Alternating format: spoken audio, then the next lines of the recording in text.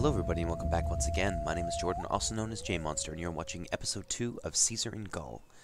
And we're going to try and wrap up the discussion of the Helvetii in this particular chapter because the campaign is moving very quickly. So I'm going to do that while we beat off this large force of Tulingi, who are allies of the Helvetii in their migration across Gaul.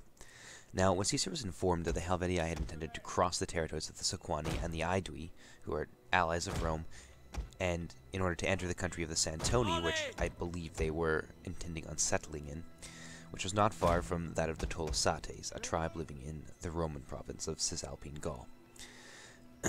He saw that it would be very dangerous to the Roman province to have a warlike people hostile to Rome established close to its rich corn lands. This is what he says in any case, which were without any great natural defenses. Accordingly, he leaves one of his commanders, Titus Labienus, in charge of the fortifications that he had erected on, I believe it was the banks of the river Rhone, and marches into northern Italy, where he enrolls 2 new legions and sent for 3 legions which were in winter quarters near Aquileia. And he hastens back and takes the shortest route through the Alps into Gaul in order to counter this menace. Now, during this march into Gaul, he is attacked by 3 Gaulish tribes, the Cotrones, the Griocelli, and the Caturges, which should tell you that he wasn't exactly... At least some of the Gauls are looking at him as an invader, and they don't want him in there, because there's no mention of why they attack him, but I think that's something that can be inferred from this.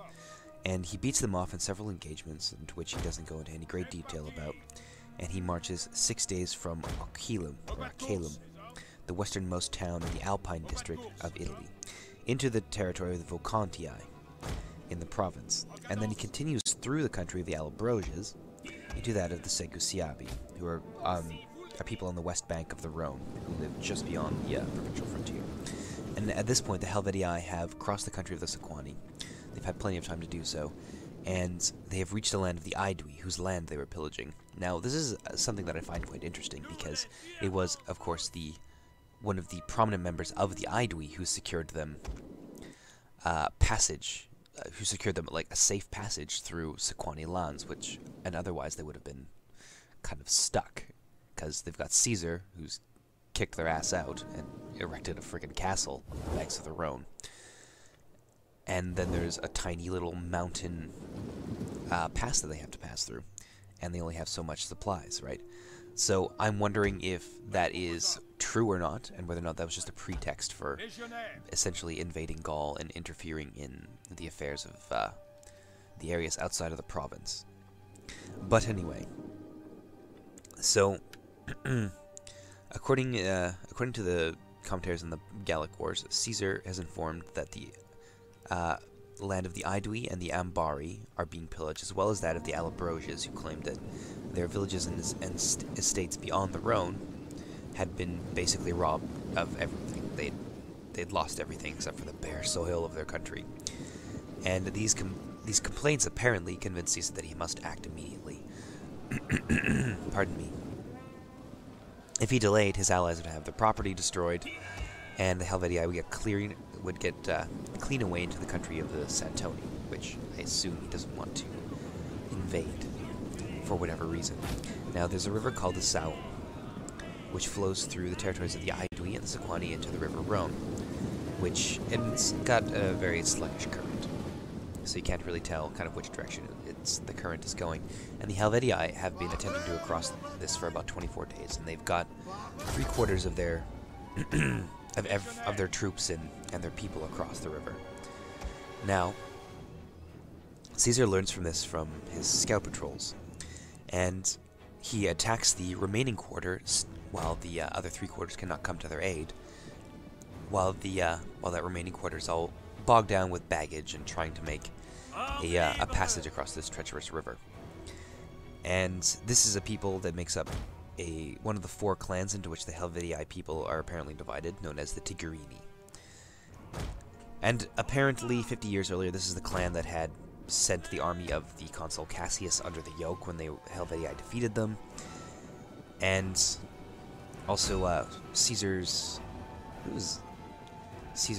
the grandfather of Caesar's father-in-law, his name was Lucius Piso, was also killed in the same battle as the consul Cassius. So Caesar, I guess apparently is very impressed by this, that these people who had injured him both personally and injured the pride of his country were the first ones to suffer for it. In any case, after defeating the Tigurini and scattering the survivors into the woods, Caesar builds a bridge over the Sound, and which apparently scared the crap out of the Helvetii because he had effected in one day, they're crossing this river in one day what it had taken them about 20 days to do, 20 days or more. So there's an embassy sent to him headed by Diwico, who we've probably seen earlier in the first episode, and I'm pretty sure we destroyed him. But anyway, he comes to Caesar, and he tries to, he tries to negotiate with him, and apparently gets a little uppity, I suppose, bragging about the defeat of the Roman army by the Helvetii some years earlier. And Caesar basically tells him where he can stick it. And although he does say that he will make peace with the Helvetii if they will exchange captives. And apparently the Helvetii decide that they don't want to do this because traditionally they do not exchange captives, they demand them. So eventually the Helvetii leave their encampment, and Caesar follows them. He sends out his entire force of 4,000 cavalry to figure out where exactly they're going and to harass their rear guard at every opportunity. And now apparently these horsemen pursued the Helvetii rear guard a little too eagerly and found themselves their 4,000 horsemen beaten back by a force of about 500 Helvetii horsemen, which the Helvetii are extremely impressed with themselves for having accomplished. And Caesar makes the excuse that they engaged upon favorable ground. Whether or not that's true, or he just kind of wants to spare whichever officer was in charge of the cavalry the embarrassment of having lost such what should have been a crushing victory. I don't know. But apparently they are engaged the Helvetii on unfavorable ground and are routed. Now, Caesar is at this point daily demanding grain from the Aedui, who are his allies, and he needs to keep his supply lines open, of course. So the Aedui are making excuses. Apparently, the grain's almost there, it's in transit, it's on the verge of arriving, etc., etc. And when Caesar realizes that there's going to be no end to these excuses, and he's never going to get the grain that he needs to feed his troops, he calls the Helvetii leaders together, among whom is Diwiacus, who is apparently a very stalwart ally of Rome among the Aedui, and Liscus. Oh, pardon me, I may have to sneeze. No, false alarm. And Liscus, the chief magistrate, called the Vergobert, who he's an annually elected officer that has power of life and death over his country. And Caesar reprimands them severely and accuses them of betraying him by not getting him the grain that he needs, and mentions that he has undertaken this campaign largely in response to their requests for help. And so Liscus decides to tell Caesar that there are a number of private individuals within our state, he said, who have great influence over the masses and are more powerful than the magistrates themselves, which I have some difficulty believing, but I suppose, actually no, it would make sense. If you have the amount of money, if you have a lot of money, you have a lot of power, generally, if you know how to spend it. But anyway, they argue that the Aedui are no longer, these prominent individuals argue that if the Aedui are no longer to maintain their supremacy in Gaul, it's better to have Gauls as masters than as Romans. So there is some, I forget the word, there is some kind of national pride going on here, sort of looking forward to a national liberation. And Caesar perceives that these remarks refer to Diwiacus's brother, Dumnorix, who secured the Helvetii passage through Sequani lands. And since Caesar didn't want to discuss this matter in front of everyone, he asked Liscus to stay behind. And Liscus basically tells him that it is indeed Dumnorix, and it comes to Caesar's attention that Dumnorix and his cavalry, because he is very wealthy and can maintain a large reserve of cavalry, were the first ones to flee during the engagement with the Helvetii cavalry, which which caused the rest of the cavalry to lose their nerve, which does make sense. I mean, when hundreds of your allies start running away, you definitely start to lose your nerve. Battle is scary like that.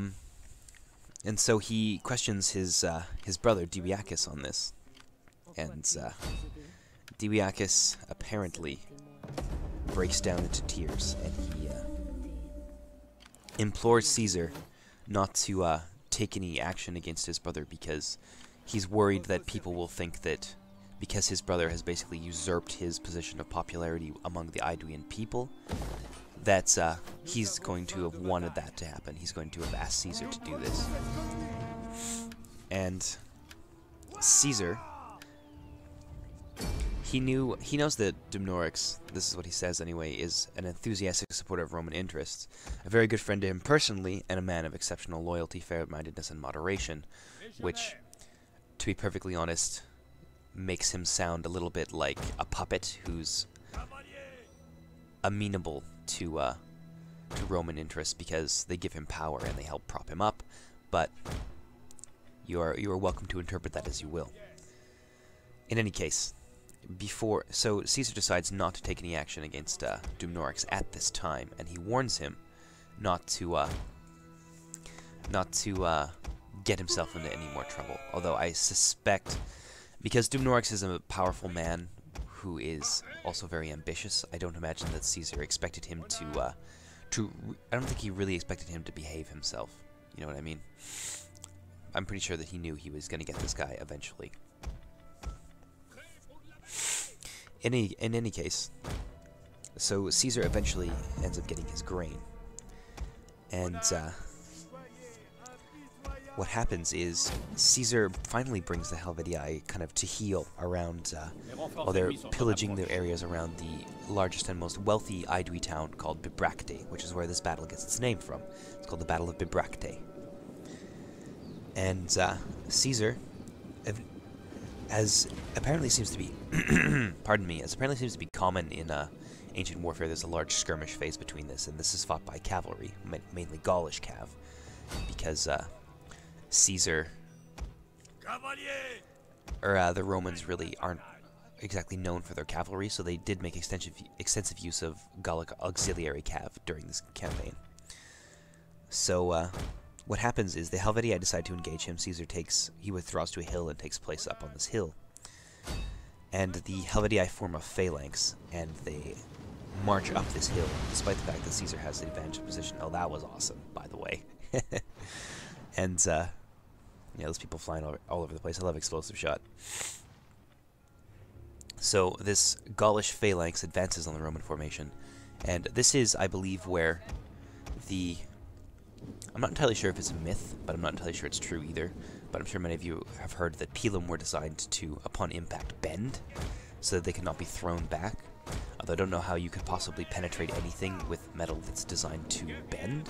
But this is, I believe, the historical source where that perception comes from, is that the Romans throw their spears into this Gaulish phalanx, which impacts their shields and prevents them from using them because the iron apparently bends after it's penetrated their shields. So they attack the Roman troops here. The iron bends in their shields, and many of them are rendered unable to use their shields and must fight unprotected. And so they are driven back off this hill by Roman charges and begin to break. And around this time, the allies of the Helvetii show up. So the Tulingi were among them, the people that were fighting right now, on two fronts as it happens, as well as a number of Boii, and there's about 15,000 of them, who were protecting the rear of the Helvetii column and march up and attack Caesar's army on the right flank and surrounds them. And around this time, the Helvetii turn around and come back and attack, or renew their attack upon Caesar and his legions. So Caesar changes front and advances in two directions. He had initially divided his force into three lines, and the first and second lines engaged the Helvetii, whereas the third line, who he will often use his third line to construct fortifications or to lay traps while screening them with his first and second, which is clever, really.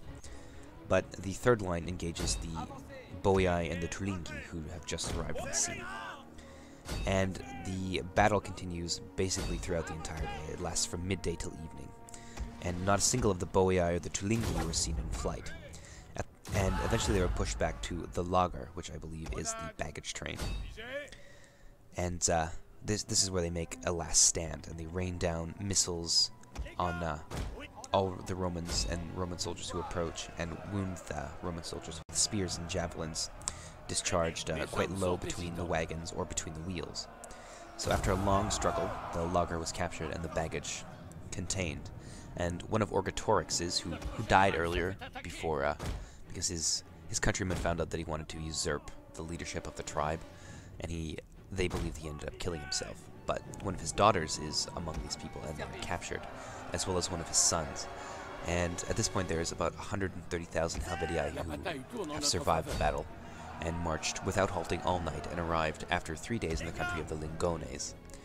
And Caesar sends message to these people that he is not to supply the Helvetii at all with grain or aid them in any way, on pain of being treated as enemies of and begins to pursue them. And yes, that is the fall of the Helvetii right there. After this, they were compelled by all kinds of wants of supplies and such to surrender. And I believe Caesar settles them back in their own lands, because he doesn't want that large open stretch near the Rhine to be open to colonization by the Germanic tribes across the Rhine. So yes, the Helvetii and their allies were bidden to return to their country, and that is the end of the Helvetii migration. So, and that is also the end of episode 2 of Caesar in Gaul. So I hope you guys enjoyed it, and since I'm sure by the time this episode is uploaded, it will be Christmas for many of you, I would like to take the opportunity to wish you all a very Merry Christmas. I hope you all have a very great time with your families, and if you don't get to see them, I hope you at least hear from them. And yeah, I hope you guys are all doing well. And while I have you here, I would like to thank everybody, because I've reached at this point I'm well over 100 subscribers, and that was a goal of mine for a very long time. And like something like 25,000 views or something like that. So I'd like to thank you guys all for your support and for your patience. I know sometimes my schedule can be a little erratic, and I don't always get things up in a timely manner. But I'd just like to thank you guys for sticking around and for just supporting me through every step of the way with my channel. So I hope you guys have a great Christmas, and I will see you once again in episode 3. So take care, everybody. Bye bye.